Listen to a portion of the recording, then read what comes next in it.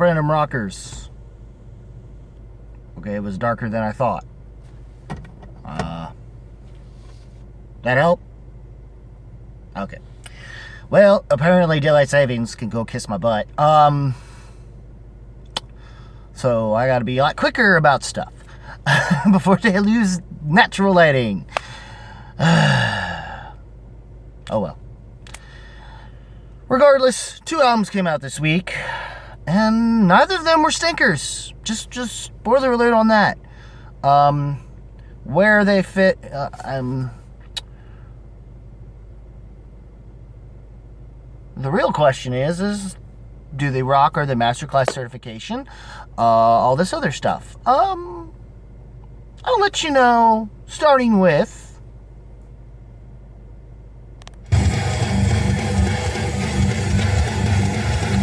The Prowler. Sorry, that's the song that I'm playing. It's actually He Is Legend's Endless Hallway. Band's 7th studio album. And the track you've heard is The Prowler, and that's what an opener that was. I wasn't expecting it to be as... even the production of this thing is immaculate. Apparently it's a little bit...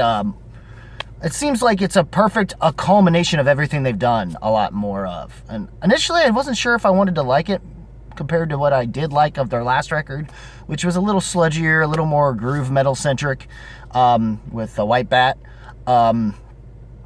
Granted, I've heard snippets of like their earlier stuff when they were more metalcore, post-hardcore in the 2000s. But it was like one song, and they had one video for it, and I don't think they had videos since, and it's been mostly just music. So as far as I'm concerned, I wasn't too sure what to expect of them going into this. I didn't expect them to go a little more metalcore, and the production is just immaculate to me. Another great production. Like, at least it comes off sounding really good to me. With The Prowler really kind of setting the ground sonically for most of this record. Lifeless Lemonade has some weird, quirky... The band also is known to be kind of quirky, somewhat with their sort of somewhat experimental post-hardcore elements into their particular brand of, like, a form of experimental post-hardcore into this and their brand of metalcore, though they seem to start kind of attempting to add in more elements of alternative metal in a sort of, from that sort of post-hardcore, but also some elements that lean into like post-grungy but sludge metal-y kind of more so. Still kind of their southern sludgecore, some groove metal here and there, some more groove metal thrash, mid-tempo thrashy elements here and there, and then some slower moments where they go a little more sludgy throughout this record. I love the production of this thing. Semi-Stress is pretty cool. The title track is actually pretty solid. I liked Sour is definitely the most post-hardcore sounding track. Animals probably being the most post-grunge sounding track. Lord Slug is definitely a sludgy track for sure. Sinkhole Times Fake. Circus does definitely give you circus vibes for sure. Lifeless Lemonade has a weird, quirky little, near lifeless lemonade, like a weird voice thing happening. But from what I remember hearing from the one track from the earlier days, I'm not going to put it past them to have those quirky moments. They didn't on White Bat, though. They decided to go a little more serious. On this one, they're willing to bring everything together and just go all ham and stuff. And so far, I've enjoyed everything about this album, or at least it's managed to grow on me within some of the repeated listens I've had, especially the one I just did for this, as I wasn't as immersed and familiar with this as I am. We'll be talking about the next album. Overall, though, this album is definitely actually worth your time.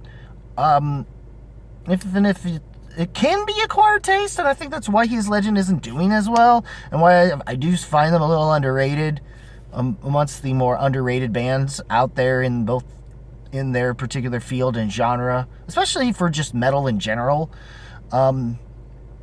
Even for a band that sounds like they could be more mainstream metal, especially with the way the production is on this record, which for more mainstream or modern metal. that sort of leans into hardcore.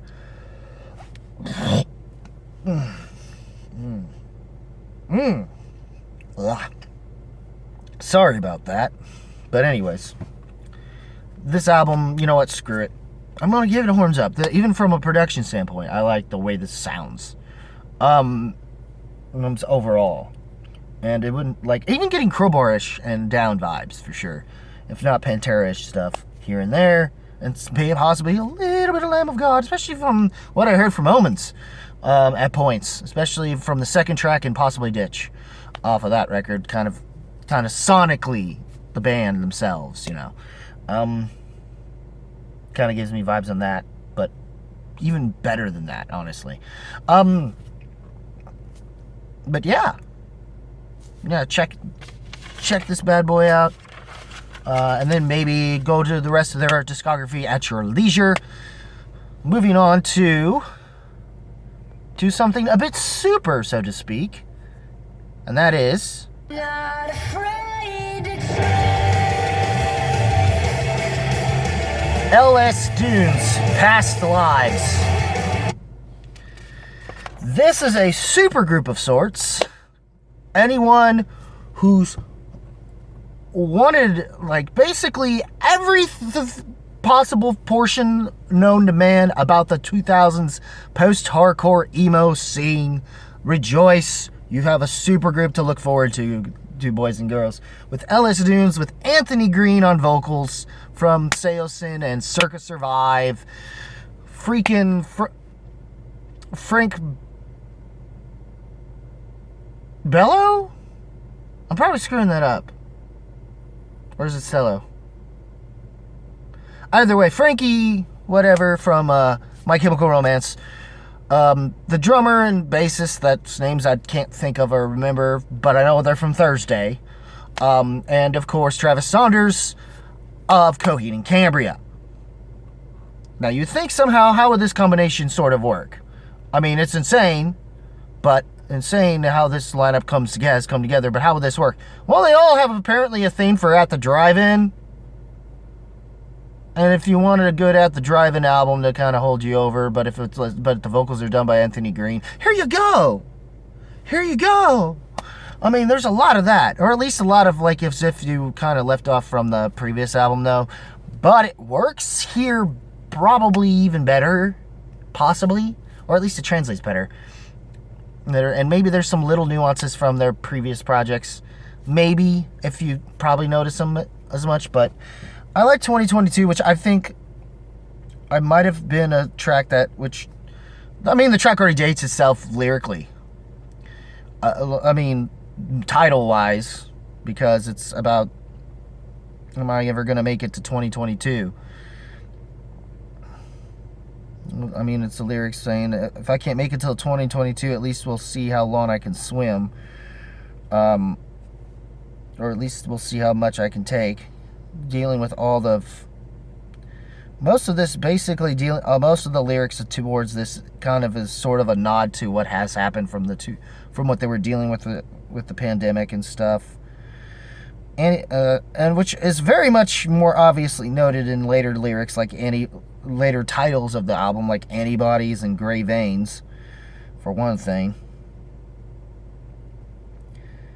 But, you know, once I heard Permanent Rebellion, that was on, which is the second to last track of this record. Sleep Cult is can be a snoozer, but I think that's on purpose. And it has an interesting choice of lyrics. The title track's pretty good. I personally enjoy Like Forever a lot.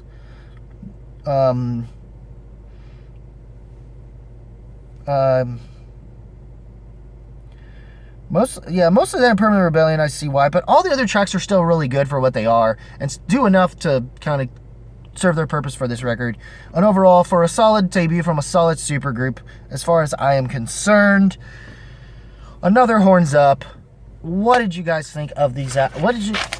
And hopefully let's see if they might start experimenting with their ideas from their other projects, or maybe some newer ideas, and with a good foundation that they just put themselves out with this record. Or if they're going to continue under this style completely throughout. I don't know. But I'm curious. But I have to be curious to see where this band's going to go from this point forward. But what did you guys think of these albums? Leave a comment below. Let me know. Links in the description below. And as always, guys, keep it random, keep it real, keep it rocking. I'll see you in the next video. Take care, y'all.